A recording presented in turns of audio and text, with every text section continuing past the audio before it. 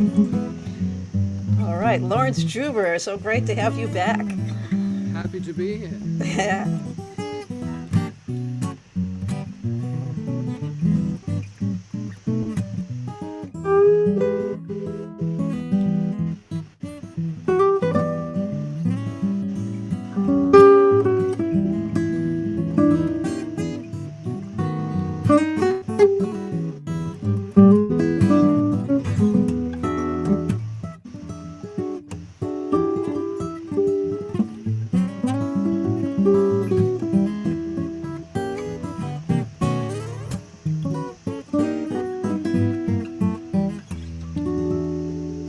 All right.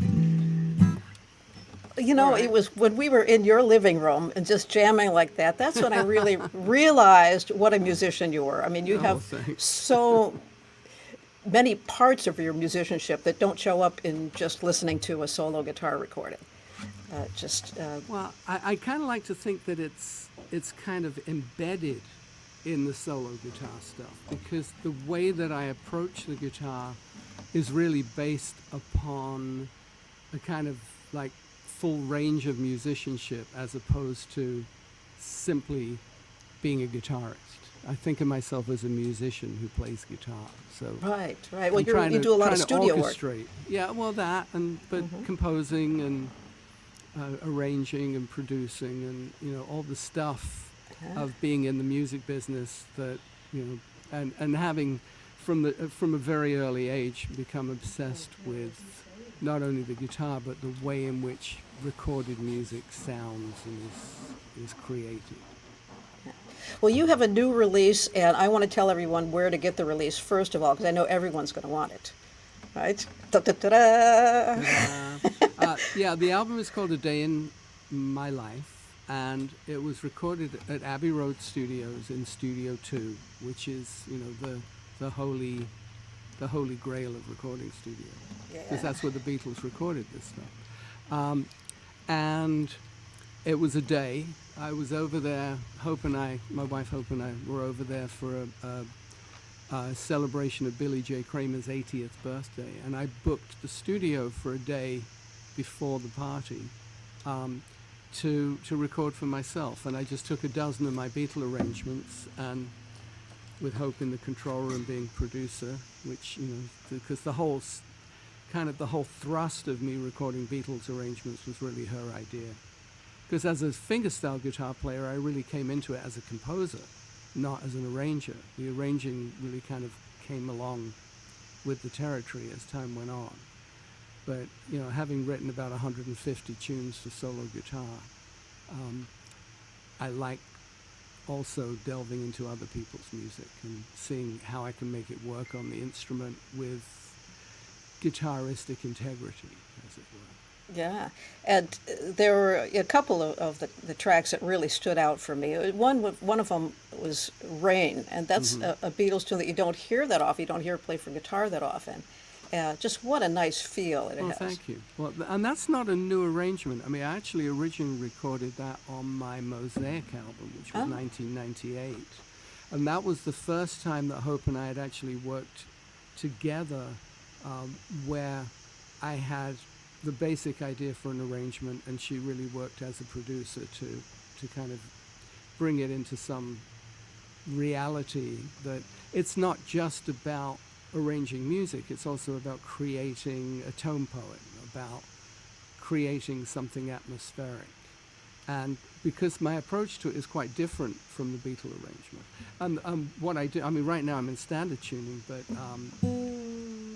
but I use for that, I use C, G, D, G, A, D.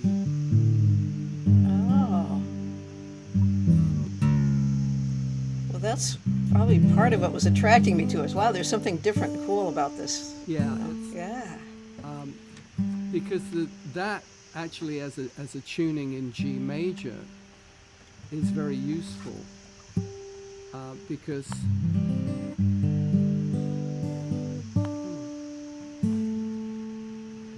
there's the low C when you get to the 4 chord, plus just being tuned to an open G there. Yeah. I've written a few things and arranged a few things in this tuning, but come on, it's a long way to go from standard tuning. Yeah. But just, kind of setting up a groove using the 5th, 4th, and 3rd strings.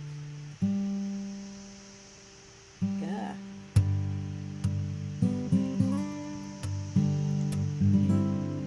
Love that. That kind of thing. But also not even fingering it, but just.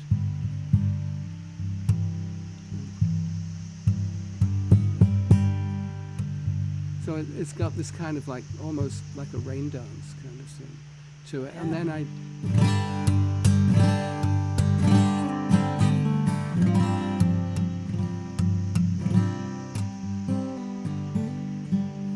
I go into this kind of little rainstorm using some finger taps. And, Yeah. so it's Awesome. it's kind of cinematic in a way. Yeah. And that particular tuning it's kind of a useful tuning because I've written stuff like Mosaic or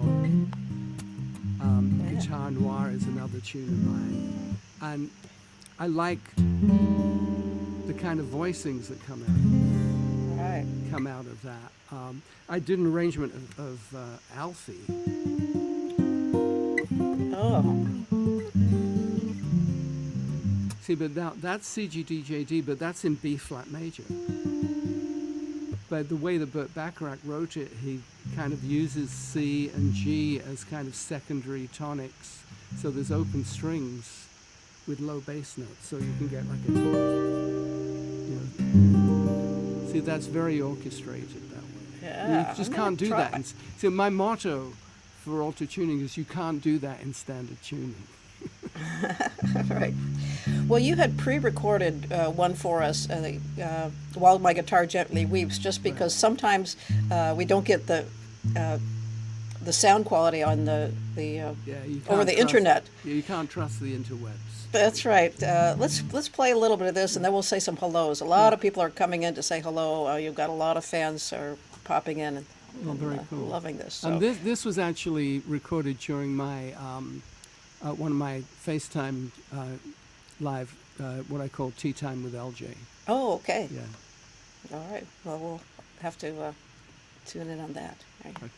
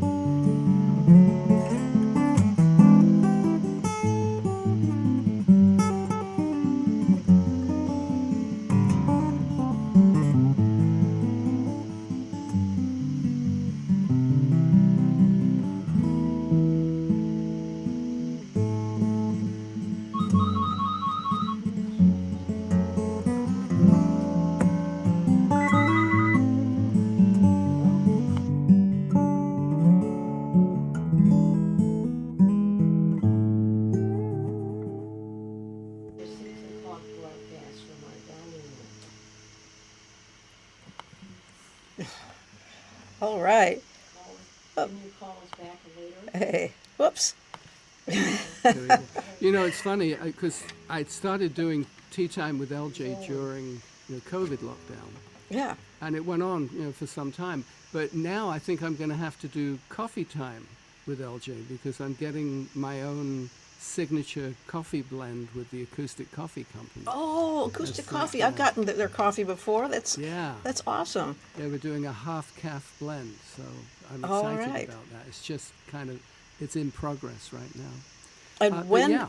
when and where is tea time soon to be coffee time with LJ? It's just Facebook Live, and I was doing it 3 times a week, but Oh. it kind of came, during lockdown. But it's pretty much like Mondays. If I'm not doing something else, Okay. then 1:30 Pacific time on a Monday is typically when it would happen. All right. So, Yeah, it's just things get busy. yeah. You know how it is. Exactly. Yeah, I've kept my Monday Live going. It was the same thing. I just wanted to stay in touch with people and get back in touch with musicians. That's why I started contacting people like you, and just because I missed appreciate seeing that, you, and Yeah. so and it's one of those things that's kind of created a life of its own, and it just keeps going. Yeah, they have a tendency to. It's funny, on the album, on A Day in My Life, I do Strawberry Fields Forever. And I debuted that arrangement at an all-star guitar night in Nashville. Ah. And I forget the name of the venue. It wasn't one of the usual ones. It Was it Third and Lindsley or the church? No, Crazy Horse or Oh, the something. Wild Horse. Wild Horse. Wild yeah, that's Horse, what it was, yeah. Yeah. Yeah. Yeah, those we did those all-star guitar nights for some 30 years. Yeah. And the True Fire was helping to produce it for a long time. Mm-hmm. And when they got too busy to produce it, it got to be a little too much for me to do all by myself. So I'm still waiting for some new producers to step Yeah, up it's a lot of work. and start those again. Yeah. But I appreciate the fact that you did it for as long as you did. 'Cause Well, I appreciate It you was- joining me so many times. yeah, played on well, that we many had some times. fun times. Oh, yeah. Yeah, Met a lot of great players through that. yeah. Yeah. So some fun times backstage as well. Now, how do people get your album? Through my website, I have an online store, the LJ store. The vinyl, the 12-inch, is available through Amazon. Okay. And I have CDs, but the main purpose was really to do vinyl and streaming. CDs are kind of a secondary thing these days. Yeah. And besides, I like the sound better on the vinyl than on the on CDs. But it's on all the streaming outlets too. Yes, And that's Bunny how- was asking. Yeah, She that's said- how most people experience music these days. Because Yeah. I'm a long way from. My daughter Ilse has 3 songs in the Billion Stream Club on Spotify. But Oh, wow. Which is I was too- going to ask you how your daughters she's are doing. great, yeah. But she has 2 more than the Beatles. I mean, there's only one Beatles song in the Billion Stream Club, and that's Here Comes the Sun. So Paul McCartney doesn't even have one.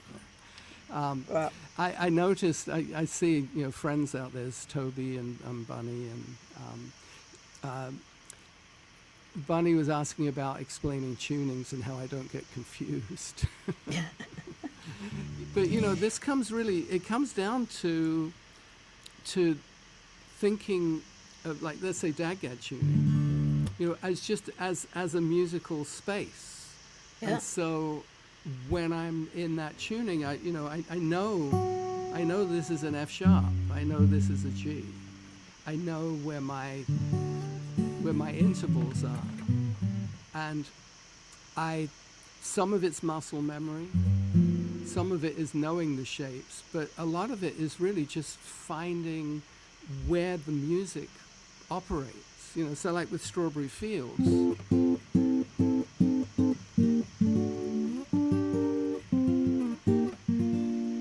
see there I'm in B flat. Yeah. Now, but why am I in B flat? Well, because when you get to that E flat major 7, you can't do that in standard tuning. Yeah. Well, you're Because one you of the don't get few the low E people. flat. You're one of the few people I know who can improvise in different keys in both dadgad and standard tuning. You know? Well, improvisation is the whole other dimension, you know. Yeah. And as time goes on, I think I'm more motivated to improvise, and especially because I also play electric guitar and have kind of that rock, blues rock background as well. That's something that I like to get into that space, you know. And my wife Hope does kind of like improv, like acting improv, which isn't always comedic. I mean, it can be, quite serious, but existing in the moment, in our case, in the musical moment, and allowing that to take its own path. So, I'll be improvising and I'll play a phrase, and it's like, okay, well, where does that phrase lead me? And then letting myself be led by it rather than dictating where it goes. And it's really kind of the opposite pole to the meticulously arranged pieces. So it's, Yeah. And there is a tradition of improvisation that by the 20th century it kind of became associated with blues and jazz. But you go back to the Renaissance, I mean, those lutenists were heavy-duty improvisers. Right. Yeah. I have to say that I am a big fan of your wife, Hope. I just think she's wonderful. Me too. Yeah. That's not surprising. And I mean, you as a couple have been just a big inspiration. I've told you that before. Yeah. The love that shows between you always, and you've been married for a long time now. Yeah, well, been married 42 years. Wow. Yeah. And together for 43 years. So, yeah. But thank you for that. She's just a wonderful lady in so many ways. Yeah, very talented as well. Well, and she has her own projects. I mean, she's a writer, and she had a comedy rock and roll band called the Housewives that I produced back in the day. Yeah, I love some of their skits. It was great. Yeah, and we've written musicals together. So and I love the fact that she enjoys guitar. So I can sit and practice for hours, and she's fine with it. It's like not like, we'll go in the other room. I mean, there are certain things that I do that she'll object to. She doesn't. Sometimes I'll like be hitting a note, and it's like, don't play that note. And so I'll find a different note. That's right. So it's part of the kind of like the creative guidance. In that respect. Well, Gary here has noticed that, yes, I am in Downers Grove. He did notice my surroundings. I'm visiting my parents here. And once again, at Downers Grove, Illinois. So here for the week. And that's why I'm borrowing my brother-in-law's guitar here. Yeah, it didn't look like one of yours. Yes, it's old flamenco. So, we were in Barcelona recently. We actually had like a real vacation. Oh. We were in London. Our daughter Ilse performed at the Albert Hall, which was very exciting. Hashtag proud parents. Yeah. And, I got to join her for a tune, which was pretty special. But after we were in London, we went to Madrid and then to Barcelona. And while I was in Madrid, I went to the Conde Hermanos workshop, which great classical and flamenco guitars, just to try a few instruments. But then we went to Barcelona and we went to the Palace of Music, and there was a flamenco show where there were 3 like awesome guitar players playing. It was kind of like a tribute to Paco de Lucia, and they had a couple of dancers, and it was really it was quite special, to actually be in Spain in this incredible architecture that they have. Wow. Yeah. That sounds good. We're having greetings here from Germany and Vancouver, and let's see where else. Yeah, April and Chris and Heinrich is in Germany. Marty and Tom, and let's see. Tom was asking if you're still using the Monel strings. Yeah, I have my signature string with Martin, Yeah. which is Monel, which is a copper Ah. nickel iron alloy that was used in the 1930s.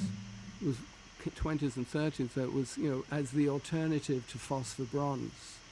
It was very commonly used, and I really like it because you get to my ears, you get a stronger fundamental, and you get less of the kind of fizziness that you get with brass or bronze strings. So it's a more of a pure kind of tone, and they last too. They're not coated or anything, but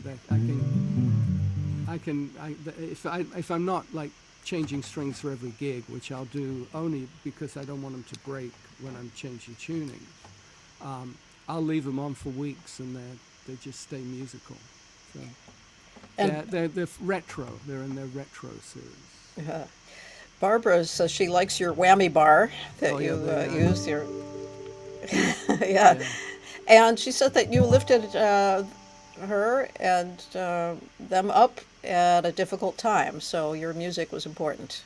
Well, I'm glad to hear that because music is important in life. Yeah. And the fact is that so much musical experience has become kind of less, in some respects, less engaging. The more of it that is available, like Spotify, for example. I mean, it's a great resource, and it's great that my entire catalog can be in one place, but it's not the same as putting on an LP. I mean, that was the reason that I wanted to do this. For vinyl, and direct metal mastered vinyl too, mastered from the high resolution 192K digital files that were recorded at Abbey Road. It's a more immersive experience. For me, music feels better when you're experiencing it in the analog domain. I remember those days. Well, I recorded vinyl when that's all there was. Yeah, right. And cassettes, of course. Yeah. But I think music in education. I'm a big supporter of guitars in the classroom. Yes, me too. Jessica Barron, and in fact, with this coffee that I'm doing, a portion of the proceeds will go to guitars in the classroom to support them. That's terrific. And I just have been also a little bit involved with a record company out of San Francisco called Future Youth Records, who do a lot of mentoring. They'll find talented singers and songwriters and bring them in, like fly them, into Los Angeles and put them in recording studios with great musicians. And that's really important, I think, to kind of support up-and-coming talent in that way. Also, I think live music is so important, and a lot of the venues have been struggling because since COVID, it just really kind of hurt the business. And one thing that I'm advocating for is for people to buy tickets in advance for concerts. Yeah. Because it really helps the venue to know that they're going to, roughly what the size of the crowd is. Because, they're depending on walk-ups. Can they start, do they have the right staffing for the show? And so for the best experience, it's good to not only support live music, but to give it, to let them know that, hey, there's going to be a decent audience there. Yeah. On your recent release, you did an arrangement of so the Blackbird, yeah. But not the way that Paul does it. Exactly, entirely different. Yeah. Really different version.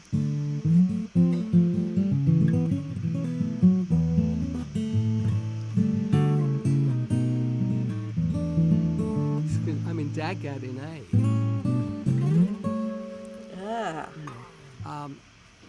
But that's because in standard tuning, Paul's accompaniment is an accompaniment, and to play that and work the melody in too was not guitaristically satisfying for me. Whereas in Dagad, it has its own character. And I like the little slides into that, the unison slides. Yeah, yeah, cool. It's a nice sound.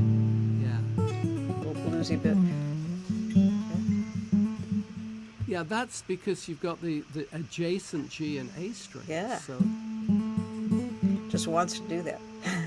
I see Chris is saying that one of the best Martins ever produced is my model, and this is Cuban mahogany. And in fact, I just asked them if they had any more, and they said no. Oh, wow. It's actually, I think, from a storm-felled tree in Florida, because it's embargoed coming out of Cuba. But Honduran mahogany is a great wood, and it's got this warm woodiness to it. But Cuban mahogany has some of the gravitas of Brazilian rosewood, but without the weight, without the sometimes the shrill high end that you get from Brazilian. I tried that out when I was at your house, and I loved it. It was really remarkable. Yeah, and this is a moon spruce top also. High alpine Swiss spruce caught in the waning moon. Yeah, so that's a whole other discussion. Guitar woods and construction and all of that stuff. Yeah. Well, I tell you, you are here because we listened to our our comments here, and it was Bunny who told me that you have this new album out, and I should have you next week. I said, okay, we'll do it. So well, we do listen. Happily, I was available. Too, yeah, because this is a busy week for me. I've got back-to-back rehearsals on Wednesday, and this weekend is the anniversary of the UK release of the Wings Back to the Egg album. And I was asked there's a McCartney tribute band called Maybe I'm Amazed, who asked me if I would join them in performing the whole album. So we're going to be doing that a couple of times this weekend. So that's mostly electric guitar, of course, for me. So I've been playing a lot more electric guitar recently, especially because I've been producing some records with other artists where I get to play electric and get to stretch out a bit. Well, you kept your toes a lot in Beatles music throughout your career, having played with Wings, and then you've just made it part of your life. Well, it's been Beatles adjacent, as it were. And there's been so many points of intersection of Beatles in not only in my life but also with Hope, and mutually, that it's hard to get away from. But more than anything else, I think, because you have the great American songbook. Yes. But then you have the great Anglo-American songbook, and the fact is that the Beatles' music is so much in the canon of tunes that are just never going away, and it's whether it's Jerome Kern or Harold Arlen or Cole Porter or Irving Berlin or Lennon and McCartney, that the music is so engaging and so ripe for interpretation. Well, it's interesting when I play programs for kids at all different ages. I asked, do you know this tune? Do you know this tune? Do you know Beatles? They say, yes. It's like everyone at every age knows the Beatles. And it's one of the few, if not the only, musical group that has stayed current throughout the generations, and even to the youngest generation now. Yeah, and it will always be there. Yeah. Because it's just so enduring. And what they created was not only just the songwriting, but the fact that they made records. They made recordings that have such invention to them. And their writing, such inventive songwriters that there's nothing generic. Mm-hmm. Every song is completely different. Right. But you can look at the influences and say, okay, you can hear where they're a song like She Loves You has elements of Roy Orbison or Chuck Berry or Broadway. I mean, it all comes into play. You can hear their influences, but they convert their influences into something entirely their own. Another song that I really liked on your new release is "And Your Bird Can Sing." Aha. And how did you approach that? And what were your thought processes in doing that one? Basically, I think it was to really treat it like it was a classical guitar piece. Ah. It was really polyphonic. That was cool, the way you did that. Yeah. It's those moving thirds. Ah. Because on the record, it's Paul and George Yeah. playing together. But, of course, doing it on one guitar, I got to get back to standard tuning.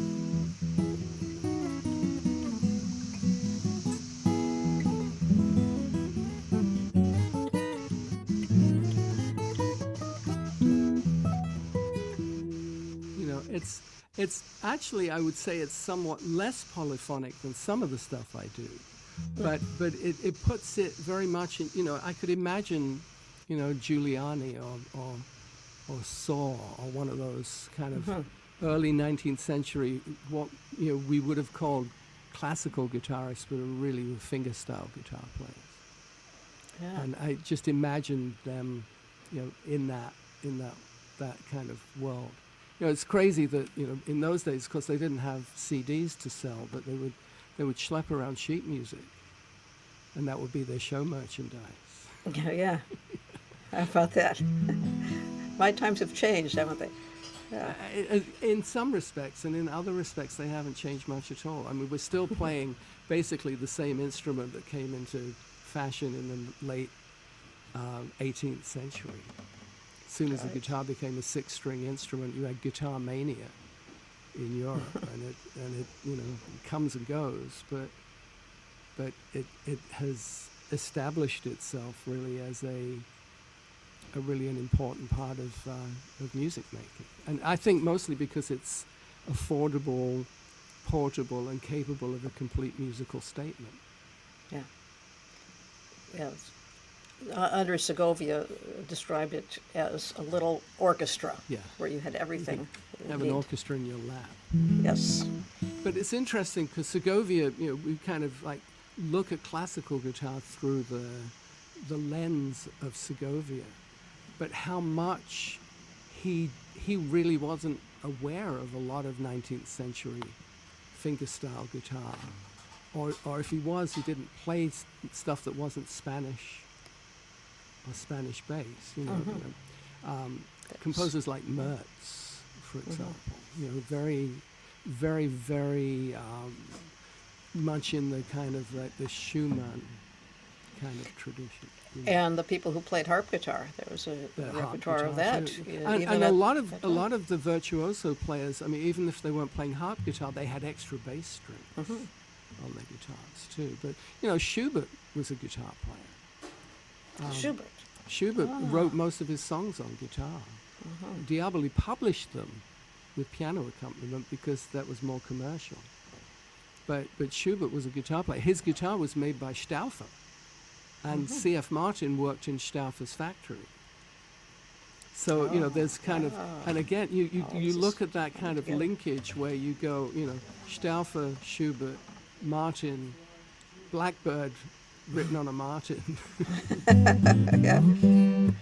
I mean, it all roads, one way or another, go there. And of course, in my record collection, I mean, I at one point I alphabetized my vinyl, and Chet Atkins, Johann Sebastian Bach, and the Beatles are right next to each other in there, and so many roads lead through Chet, as you well know. Yes. Right. And the fact that Blackbird's accompaniment was inspired by the Bach Bourrée, and who, Chet recorded the Bach Bourrée on the Hi-Fi and Focus album from 1957. Wow. And George Harrison had that album in his record collection. And he and Paul learned their version of the Beret from that album. Wow. So Bach to Chet to Beatles. And that same album had, had Walk Don't Run on it, which is where the Ventures got it from. Oh, yeah. Well, it seems like your recording of Across the Universe has some kind of classical elements to it. And it's just, I that's- guess, there's classical elements just are kind of baked in. And what's classical anyway? Yeah, right. Classical in its day was just popular music of its own era. Right. And the essence of the substance of music is the same. I mean, a D chord over an F sharp, first inversion D chord. Doesn't matter what your stylistic area is, it's still the same chord. Yeah. It's just leading you to the G. And that's what I think that's one of the things I really love about music is, and having studied it and understanding how it's put together, and then being able to translate that to the guitar, whatever the tuning may be. Right. Well, let's just finish up here fairly quickly because I've got to walk the dinner dogs. is about, Yeah. as you saw my mother walking behind me, setting the table. And I've got to walk the dogs before Dinner it is gets too late. imminent, yes. But is there anything else that you'd like to share so people can get your stuff off to lawrencejuber.com? Yeah, it's laurencejuber.com. If you spell it with a W, it'll still get you there. Oh. Laurencejuber. Okay, I do have that's my good online then. store. I have a mailing list. Yep. My concert page is pretty much up to date with the gigs that are coming up. And there's stuff coming up, solo stuff on the East Coast. There's going to be stuff in Chicago, I know. I'm going to be at the Beatles Fest in Chicago in August, and then I'm going to be back there in Chicago area, I think in October. Oh, okay. Yeah, Maybe we'll try to catch you then. Yeah, so, and I've been trying to cut back on travel, but this year a bunch of stuff came up. But there is some teaching coming up. I'm going to be at Guitar Workshop Plus at the end of this month in San Diego. Okay. And I'm going to be at Acoustic Alaska in August, which is a fun week. I'll miss you there. I'll be doing the Guitar Workshop Plus in Nashville, yeah. right, in July. But I will see you at the Suave Guitar Festival next year. That's right. Yes. Yeah. So we'll Suave get to... is back in action. Yes. Great. Suave, for those of you who don't know, Suave is near Verona. It's kind of halfway between Milan and Venice. And it's a wonderful festival. And, John Jorgensen does it, Tommy does it. It's really, it'll be fun. And maybe we'll there's get good to eating. play a little together. Yeah, that would be All right, super. but you've got dinner on the table. I've got dogs that need walking, and thank you for having me. I much Thank appreciate you. it. And we will sign off with a tune that you had pre-recorded here for Bunny, her favorite tune, right? That's right, yeah. In fact, I did this on my tea time. This was for Bunny's birthday. So this is Honey Pie in Okay. standard tuning in G major. All right, play along.